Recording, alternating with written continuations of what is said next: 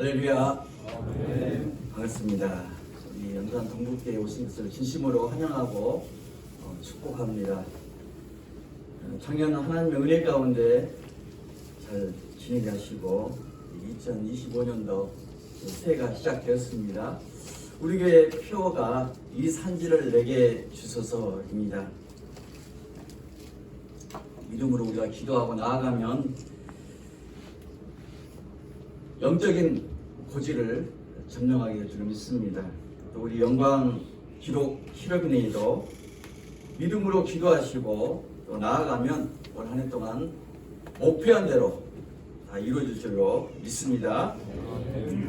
여러분, 세상 만사가 다 내가 원하는 대로 되어진다면 얼마나 좋겠습니까? 근데 우리 인생을 보면 성공도 하고 또 기쁜 일, 좋은 일도 있지만 때때로 우리가 실패를 경험을 하기도 하고 또 큰 어려움과 문제 가운데 휩싸이기도 합니다. 또 예기치 않은 일들이 다가와서 우리를 힘들게 할 때도 많이 있습니다. 오늘 성경에 나오는 이 가나안을 정복해 나가는 이스라엘 백성들에게도 그러한 어려움을 되어집니다. 그들은 요단강을 유키처럼 건넜고 난공불락의 여리고성을 칼 한 번 쓰지 아니한 하나님의 은혜로 정복을 했습니다. 자기가 충천해서 무엇을 해도 이제 다 할 수 있다, 이제는 다 이룰 수 있다라고 하는 자신감을 가졌습니다. 그러나 여리고성과는 비교도 할 수 없는 아주 조그마한 아이성에서는 참패를 당하고 말았습니다. 이 아이성은 여리고에서 북서쪽으로 조금 떨어져 있는 아주 작은 성인데 또 인구도 약 1만 2천 년밖에 되지 않는 작은 산지에 있는 성입니다. 아마도 이스라엘은 이 작은 아이성쯤이야 하면서 우습게 보고 들어갔다가 완전히 참패를 당하고 만 것입니다. 그래서 백성들의 마음은 물처럼 녹아졌다, 이렇게 말을 합니다. 우리가 일생을 살아가다 보면은 이와 같은 절망에 처하는 상황을 우리가 겪게 됩니다. 그럴 때 우리가 어떻게 해야 될까요? 오늘 성경을 통해서 우리에게 주시는 영적인 교훈을 가지고 우리가 인생을 정복해 나갈 수 있기를 간절히 바랍니다. 아이성 전투가 실패한 근본적인 원인이 있습니다. 첫째는 아간이라고 하는 사람이 하나님 앞에서 범죄를 했기 때문입니다. 하나님께서 여리고에 있는 모든 것을 멸한 후에 탈취물들을 하나님께 바쳐라, 온전히 하나님께 바쳐라, 이렇게 말씀을 하셨습니다. 근데 아간이 탐욕이 생겨서 그것을 훔쳤어요. 이 아간 한 사람의 범죄로 말미암아서 이스라엘 온 백성들에게 하나님의 심판이 내려졌습니다. 요사 6장 17절에 말씀합니다. 이 성과 그 가운데 있는 모든 것을 하나님께 온전히 바치래 라고 했습니다. 그런데 7장 1절에 보면은 이렇게 말씀하고 있죠. 이스라엘 자손들이 온전히 바친 물건으로 말미암아 범죄하였으니 이는 유다 지파 세라의 증손 삽디의 손자 갈미의 아들 아간이 온전히 바친 물건을 가졌습니다. 여호와께서 이스라엘 백성들에게 진노하시니라. 아멘.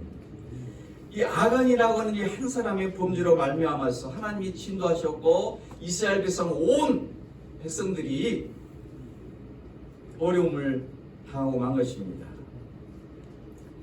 로마서 5장 12절에 말씀하지요. 그러므로 한 사람으로 말미암아 죄가 세상에 들어오고 죄로 말미암아 사망이 들어왔나니 이와 같이 모든 사람이 죄를 지었으므로 사망이 모든 사람에게 이르렀느니라. 아멘. 여러분, 우리 한 사람 한 사람이 얼마나 하나님 앞에 소중한지 모릅니다. 특별히 지도자 한 사람이 공동체에 미치는 영향은 아주 큽니다. 우리 한 사람 때문에 다른 사람이 기뻐하기도 하고 감사하기도 하고 또 감격할 수 있고 또 우리 한 사람 때문에 모든 사람이 낙심할 수도 있고 절망할 수도 있고 또 상처를 받을 수도 있는 것입니다. 축구하면 손흥민이죠. 그 한 사람으로 인해서 경제적인 효과가 2조 원이 넘는다고 합니다. 또 트롯 하면 임영웅 씨가 있습니다. 그 한 사람으로 인해서 상상을 초월하는 경제적인 효과가 있다고 합니다. 그래서 임영웅 씨를 국민의 영웅이다 이렇게 별명을 짓습니다. 그러니까 한 사람이 잘하면은 이렇게 온 국민이 기뻐할 수 있는 거예요. 희망을 얻습니다. 그런데 반대로 한 사람이 잘못을 하게 되어지면은 온 백성이 고난을 당하게 되어진다 이 말입니다. 오늘 본문에 야간 한 사람의 도둑질로 백성들이 황폐해지고 그 한 사람의 범죄로 수많은 사람들이 파멸을 당하였다 이렇게 말을 하고 있습니다. 여기서 7장 21절 말씀 보면은요, 그는 하나님 말씀을 어기고 탐욕이 생겨서 물건을 훔쳤더라 이렇게 말을 합니다. 그는 시나산의 게이트를 보고서 눈이 뒤집어진 거예요. 그래서 훔쳤습니다. 시나는 당시 최고의 대국인 바벨론을 의미합니다. 그러니까 바벨론의 최고급의 예투를 훔친 거예요. 문제는 하나님께 온전히 드려라라고 하는 하나님의 말씀을 어기고 탐욕 때문에 죄를 범하고 만 것입니다. 여러분, 탐심이라는 것은요, 결국 하나님보다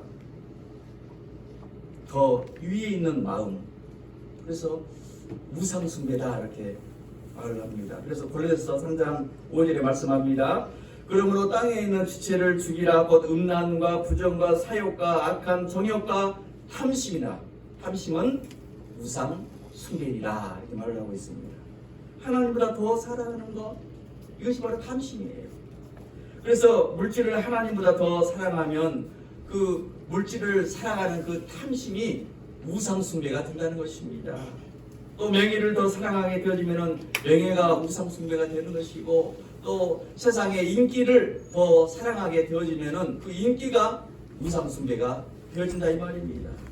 그러므로 우리는 이 세상 살아가는 동안에 어떤 탐심을 버리고 우리에게 주어진 모든 것이 다 하나님이 주신 것이요 하나님의 은혜입니다라고 고백하시고, 하나님께서 맡기신 재능과 은사와 달란트를 가지고 오직 하나님의 영광을 위해서 쓰여지는 믿음의 부자들이 다 될 수 있기를 간절히 바랍니다. 자기 한 사람을 위해서, 자기의 욕심을 위해서 살게 되면 그것은 어리석은 부자다라고 말할 수가 있습니다. 여기서 7장 25절에 보면은 내가 어찌하여 우리를 괴롭게 하였느냐라고 말씀하고 있습니다. 자기만을 생각했던 이 아간의 범죄로 말미암아서 아간뿐만 아니라 이스라엘 백성 모두를 괴롭게 하였다 이 말이지요. 그러므로 우리 한 사람 한 사람은요, 세상 살아가는 동안에 항상 죄를 멀리하고 또 탐심을 버려야 할 줄 믿습니다. 그리고 아이성 전투가 실패한 두 번째 원인이 있습니다. 교만함과 방심 때문에 참패를 당하고 말았습니다. 열거성을 정복한 후에 그들은 이제 다 이겼다, 이제 우리는 뭐든지 다 할 수 있다라고 하는 자신만만함이 있었습니다. 이것이 바로 하나님의 은혜를 잊어지게 하는, 가르게 하는 원인이 되고 말았습니다. 아래성을 칠 때에는 기도로 시작하고 또 주님의 음성을 듣고 말씀대로 행하여서 하루에 한 번씩 일주일 동안 돌았습니다. 그리고 마지막 날에는 7바퀴를 돌았어요. 그런데 아이성을 쳐들어갈 때에는 이런 과정이 다 생략되었습니다. 전파꾼을 보내자 7장 3절에 보면 이렇게 보고를 하고 있지요. 여호수아에게로 돌아와 그에게 이르되 백성을 다 올라가게 하지 말고 2,3,000명만 올라가서 아이를 치게 하소서. 그들은 소수이니 모든 백성을 그리로 보내어 수고롭게 하지 마소서라고 했습니다. 그래 여호수아는 뭐 그 정도 성인데 하면서 그냥 소수만 데리고 가서 치라고 말을 한 것입니다. 이 여호수아가 순간적으로 방심을 한 것이지요. 방심하면 안 돼요. 근신하여서 깨어서 항상 기도해야 됩니다. 그런 아이성은 소수이니 2,3,000명만 올라가서 치자고 했습니다. 이 말은 그냥 대충 싸워서 이기자, 이런 의미가 담겨져 있지요. 그래서 저들이 참패를 당하고 맙니다. 여러분, 우리가 작은 일을 할지라도, 우리가 사소한 일이라 할지라도 기도 많이 하시고 또 주님의 음성을 듣고 주의 말씀 따라 순종할 수 있기를 간절히 바랍니다. 그런 사자가 조그만 토끼 한 마리를 잡을 때에도 대충 잡지 않습니다. 토끼도 작지만은 굉장히 빨라요. 그러니까 사자가 이 토끼를 잡을 때에도 전력 질주를 위해서 최선을 다합니다. 우리가 하나님 일을 함에 있어서 큰 것보다는 사소한 것에 너무 실수를 할 때가 많이 있습니다. 이 정도쯤이야 하면서 내 경험과 또 내 지식과 나의 어떤 생각으로 실패를 할 때가 많이 있어요. 여러분, 사소한 브레이크 나사 하나가 풀리게 되면요, 멈추지 못하는 질주하는 자동차가 되고 마는 것입니다. 주님 앞에 모든 일에 최선을 다해야 됩니다. 하나님은 최선을 다하는 사람에게 복을 주시는 것이지, 머리가 조금 컸다고 그냥 잔머리를 굴리고 너무 여유롭게 하다 보면은 실패를 당하게 되는 것입니다. 여러분, 대충 2, 3천 명만 하라, 이것이 바로 마귀의 전략이지요. 그러므로 잘 될 때, 성공할 때, 잘한다 많은 사람들로부터 칭찬을 받을 때, 이때 우리가 조심해야 됩니다. 긴장을 해야 됩니다. 긴장의 끈을 놓치게 되어지면은 교만하게 되고 그러다가 무너지고 마는 거예요. 사도 바울은 이것을 너무나 잘 알고 있었습니다. 그래서 디모데전서 1장 15절에 말씀합니다. 죄인 중에 내가 개수니라 말씀하고 있어요. 무슨 말이냐면 죄인 중에 내 안에 있는 교만이 최고의 개수다 이 말이에요. 사도 바울은 자신의 교만에 대해서 경계를 하였고 나된 것은 다 하나님의 은혜입니다 라고 고백을 하고 있습니다. 잘 나갈 때, 칭찬 들을 때, 좋은 일이 생겨날 때 조심해야 됩니다. 고린도서 10장 12절에 말씀하고 있지요. 그런즉 선줄로 생각하는 자는 넘어질까 조심하라. 아멘. 넘어짐의 앞잡이가 교만이라는 거예요.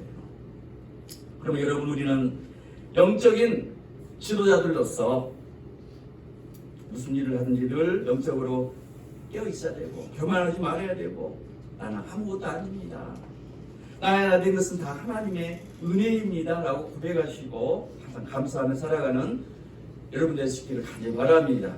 아멘. 이스라엘은 교만과 방심으로 인해서 참변을 당하고 말았습니다. 근데 우리 하나님은요, 우리가 실수하고 넘어졌어도 회개하고 다시 돌이키면 하나님께서 사랑과 자비로 회복시켜 주시는 우리 하나님이십니다. 할렐루야. 아멘.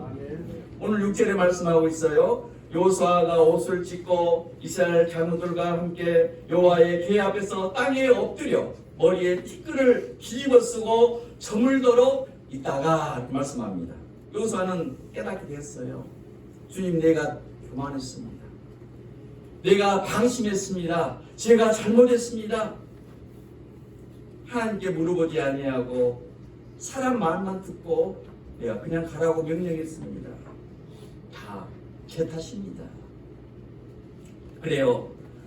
하나님 앞에 자신의 죄를 내어놓고 무릎을 꿇을 때 하나님의 은혜가 임하게 되어집니다. 아멘. 우리가 죄를 지을 때 숨지 말고 하나님께 무릎을 꿇어야 돼요. 변명하지 말아야 됩니다. 자기가 좀 불리하면은 기억이 안 납니다, 모르겠습니다, 하지 말아야 됩니다. 내 탓입니다 라고 할 때 하나님 은혜가 임하는 거예요. 저는 우리나라 윤석열 정부를 보면서 점쟁이 정부가 되었다, 이런 생각을 해봅니다. 점쟁이가 하라고 하니까 하는 거예요.